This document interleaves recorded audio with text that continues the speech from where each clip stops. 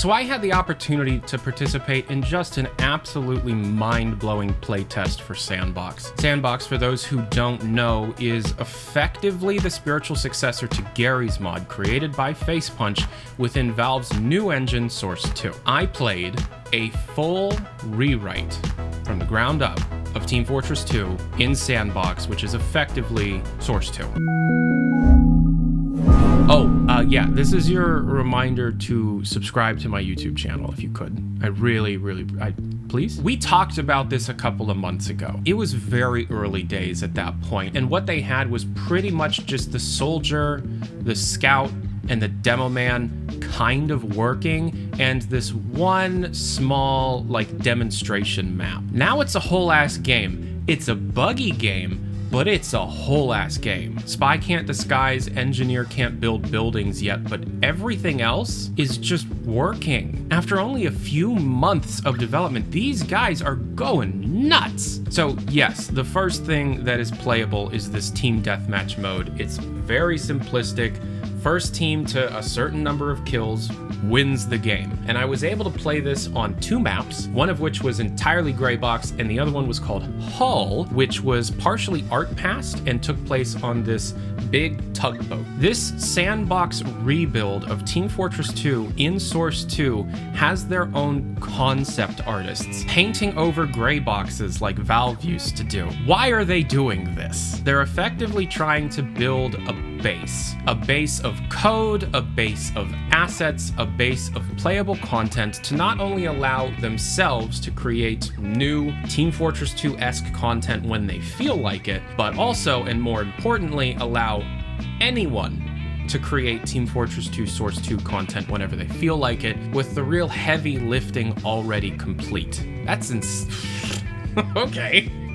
Now, all of this was brought on by a blog post that was written up and published on January 5th of this year called Battleships, Balancing, and Blockouts. And it's one of the most impressive community-driven blog posts I have ever seen. It's legitimately showing massive leaps in Source 2 development. They got Mr. Modez, because of course they did, to create custom music for this version of the game.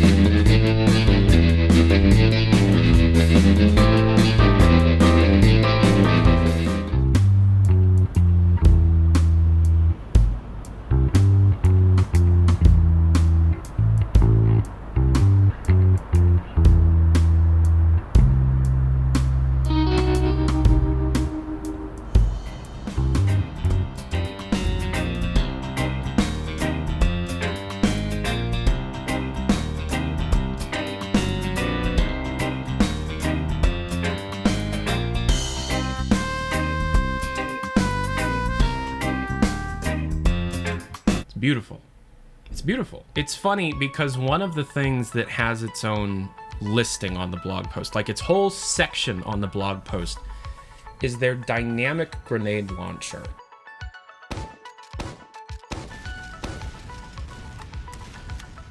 The grenade launcher just works, and it was very hard to make work. They made the grenade launcher look like it's supposed to. This is obviously early days. Everything that you're seeing is a work in progress and still a long ways off. But I got to play this over the summer of last year, and it was a nothing game. There was nothing there. And then I got to play it yesterday. It's a game. It's coming together. I'm fucking floored. It's insanity. Oh, I forgot to mention Moonly Days, their lead programmer, made cross-play. People playing in the Source 2 build of Team Fortress Source 2, which is a game mode for S&Box, can play with players in retail Team Fortress 2 together.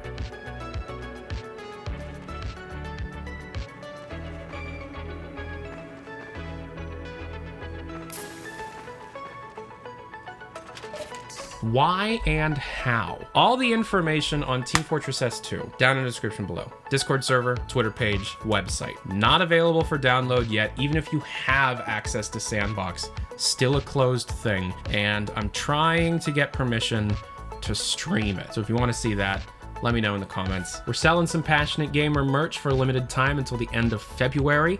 Check it out on the CrowdMade store down in the description below. If you want to support the channel, follow Twitter, join the Discord server, and hey, subscribe. You made it this far in the video. You obviously like them. I'm Tyler McVicker, the Passionate Gamer. Have a good day. Adios.